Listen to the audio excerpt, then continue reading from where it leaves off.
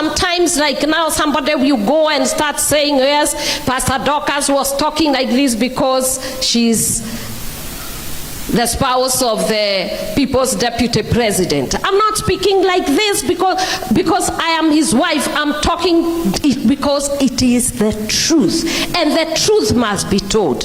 I am a mother, and I have seen mothers on the screens crying, release my child, release my child, abducting children because they are telling us the truth. Our children have knowledge, and they have understanding, and they have the wisdom to tell us, as they are people and their mothers and their parents, and even as a church, to tell us that is not the way.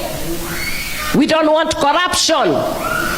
We don't want theft of public coffers. And when they say that, we need not abduct them. We just need to stop.